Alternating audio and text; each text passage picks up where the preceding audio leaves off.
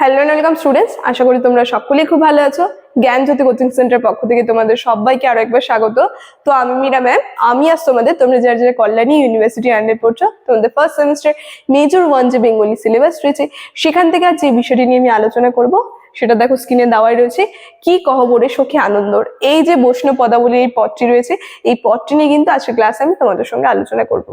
আলোচনাটি শুরু করার পূর্বে আগে খুবই একটা গুরুত্বপূর্ণ ইনফরমেশন আমি তোমাদের সঙ্গে আলোচনা করে দিয়ে যাই। তোমরা যারা যারা ভাবছো এই সেমিস্টারে আমাদের সঙ্গে অনলাইন ক্লাস বা নোটসের জন্য যোগাযোগ করবে, তাদেরকে বলে দিই আমাদের সঙ্গে যোগাযোগ করতে হলে নিচে দেখো দুটি নাম্বার দেওয়া আছে। এই নাম্বার দুটি হচ্ছে আমাদের Gyan Jyoti coaching centre official helpline number. যে কোনো একটি নাম্বারের মধ্যে কল করে নিয়ে কিন্তু আমাদের সঙ্গে যোগাযোগ করে নিতে পারবে। তার সঙ্গে তোমাদের বিভিন্ন সেমিস্টারের কোর্স ফি কি আছে সেটাও বলে দিচ্ছি। যারা যারা মেজরের জন্য রয়েছে তাদের জন্য কোর্স ফি আছে 1199, আর যারা যারা মাইনরের জন্য রয়েছে তাদের জন্য রাখা হচ্ছে 699। আর আমাদের কোর্সে যদি তোমরা অ্যাডমিশন নাও, যে যে সুবিধা তোমরা পাচ্ছ সেটা হচ্ছে তোমরা এখানে পেয়ে যাবে লাইভ ক্লাসেস, রেকর্ডেড ক্লাসেস, তার সঙ্গে পাবে হাই কোয়ালিটির নোটস, আর পাবে তোমরা 100% কমন সাজেশন। এই সুবিধাগুলো কিন্তু তোমরা একসাথে পেয়ে যাচ্ছ। ঠিক আছে, এই ছিল তোমাদের ইনফরমেশন। এরপরে আমি ক্লাসের আলোচনায় চলে যাচ্ছি। দেখো, প্রথমে বলেছি আজকের যে পদটি নিয়ে আমি আলোচনা করব সেটা হচ্ছে কি কহবরে সখী আনন্দ। এই যে পদটি রয়েছে, পদটি নিয়ে আমি আলোচনা করব। আলোচনাটি শুরু করার পূর্বে আগে তোমাদেরকে বলি, তোমাদের এক্সামে যেইভাবে কোশ্চেন এসে থাকে, যে কোনো একটা পদ তুলে ধরে দেবে। ধরো এই পদটাই তুলে ধরে দিল, তোমরা একটু পারলে পরে খাতায় লিখে নেবে। বলবে এই পদটি কোন কবি রচিত, কোন পর্যায়ের পদ, এবং পদটির ভাব সংক্ষেপ আলোচনা কর। এইভাবে কিন্তু বলে দেবে তোমাদের। ঠিক আছে, এভাবে পার্টে পার্টে কিন্তু তোমাদের অ্যান্সারটা লিখতে হবে। আমি সেইভাবেই তোমাদের অ্যান্সারটা বলবো এবং বুঝিয়ে দেবো। ঠিক আছে, কোশ্চেনটা তোমরা লিখে নিলে প্রথমে সম্পূর্ণ পদটা একবার তোমরা দেখে নাও। দেখো, আমি এক এক করে তোমাদের সেই প্রশ্নটা যে বললাম সেটা অ্যান্সার বলবো এবং বুঝিয়ে দেবো। ঠিক আছে, প্রথমে বলি এই পদটি কোন কবি রচিত। দেখো, কি কহবরে সখী আনন্দ ওর, এই যে পদটি যে রয়েছে, এই আলোচ্য পদটি হচ্ছে কবি বিদ্যাপতির রচনা। আর পদটি কোন পর্যায়ের পদ? পদটি হচ্ছে ভাবোল্লাস পর্যায়ের পদের অন্তর্গত। এই যে প্রথম অ্যান্সারটা কিন্তু আমি বলে দিলাম কোন কবি রচিত এবং কোন পর্যায়ের পদ। এখন এই পদটির ভাব সংক্ষেপ নিয়ে আলোচনা করব। ঠিক আছে, দেখো পদটির মধ্যে কি বিষয় নিয়ে আলোচনা করছে, যে রাধা সখীদের কাছে নিজের অনুভূতির কথা ব্যক্ত করছে। রাধা কি করছে? সখীদের কাছে নিজের যে হৃদয়ের অনুভূতি, সেই অনুভূতির কথা কিন্তু ব্যক্ত করছে। এবং কি বলছে? নিজের ভাবের কথা সে শোনাচ্ছে, যে নিজের হৃদয়ের মধ্যে যে অনুভূতির জন্ম হয়েছে তা সে আনন্দ হয়ে সে ভেবেছে যে কৃষ্ণ চিরদিনই রাধার গৃহেই থাকবে।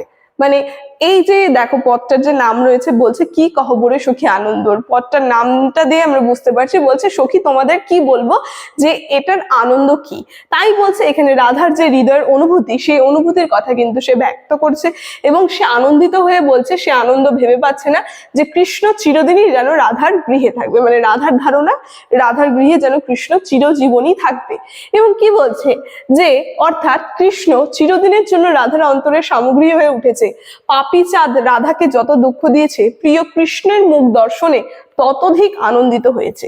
মানে এতদিন পাপী চাঁদ বা চাঁদকে পাপী বলছে, তার কারণ চাঁদকে দেখে তার কৃষ্ণের কথা মনে পড়তো। তাই বলছে এতদিন চাঁদ তাকে যত দুঃখ দিয়েছে, এই যে কৃষ্ণের মুখ দর্শনে তার সেই সব দুঃখ কষ্ট আর কি ভুলে গিয়েছে, তার থেকে ততোধিক যেন সে আনন্দ পেয়েছে।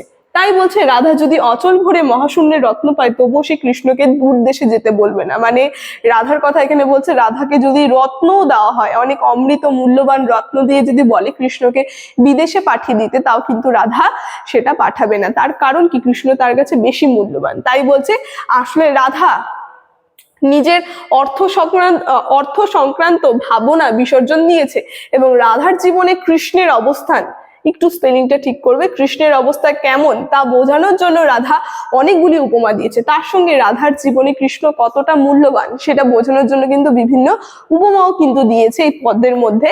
বলছে রাধার জীবনে কৃষ্ণ শীতেরও উষ্ণতা, একটু স্পেলিং গুলো ঠিক করবে। ঠিক আছে, শীতের উষ্ণতা। দেখো, শীতের মধ্যে যে উষ্ণতা মানুষকে যেমন আর কি আনন্দ দেয়, ঠিক তেমনই রাধার জীবনে কৃষ্ণ। তার সঙ্গে কি বলছে? গ্রীষ্মের বাতাস, গ্রীষ্মের দিনে যে বাতাস হয়, সেই বাতাস হচ্ছে কৃষ্ণ রাধার কাছে। তারপরে বর্ষার ছাতা, নদীর নৌকা, আসলে রাধার সমস্ত অবলম্বনই যেন কৃষ্ণের ওপর নির্ভরশীল। তো আমরা দেখতে পাচ্ছি রাধার জীবন, মানে রাধা সম্পূর্ণ কৃষ্ণের ওপর নির্ভরশীল হয়ে যেন নিজের জীবন অতিবাহিত করছে। ঠিক আছে, তাই কিন্তু এখানে বলছে কবি বিদ্যাপতি আর কি বর্ণালী স্বরূপ রাধা যিনি শ্রেষ্ঠ রমণী, তার উদ্দেশ্যে বলছেন যে ভালো মানুষকে বেশি দিন দুঃখ সহ্য করতে হয় না, ভালো মানুষের সুখ যেন ভগবান নিজেই ফিরিয়ে দেয়। মানে এতদিন রাধা এত কষ্ট বা এত দুঃখ সহ্য করেছে, তাই বলছে ভালো মানুষ যে রয়েছে, আজকে কৃষ্ণের দর্শনে বলছে বিদ্যাপতি, ভালো মানুষদের বেশি দিন দুঃখ কষ্ট ভোগ করতে হয় না, তাকে কিন্তু সুখ ফিরিয়ে দেয় ঠিকই ভগবান, মানে ভগবান তাদেরকে কিন্তু দেখেন। সেই কথা এখানে বলছে যে কবি রাধাকে বলতে চেয়েছেন যে এই দুঃখ থাকবে না, খুবই শীঘ্র দুঃখের অবসান হবে। মানে রাধাকে বলছে যে তোমার এই যে দুঃখ, এই দুঃখ তোমার থাকবে না, এই দুঃখ তোমার শীঘ্রই অবসান ঘটবে। ঠিক আছে, তো এই যে পদটি যে রয়েছে কি কহবরে সখী আনন্দ, সম্পূর্ণ পদটা তোমরা দেখে নাও, এখানে কিন্তু দেওয়া আছে। তো আজকে এই পদটি নিয়ে আলোচনা কিন্তু এতটাই ছিল আজকের ক্লাসে। আলোচনাটি আমি এখানেই শেষ করছি। ভিডিওটি শুরু থেকে শেষ অবধি দেখার জন্য থ্যাংক ইউ।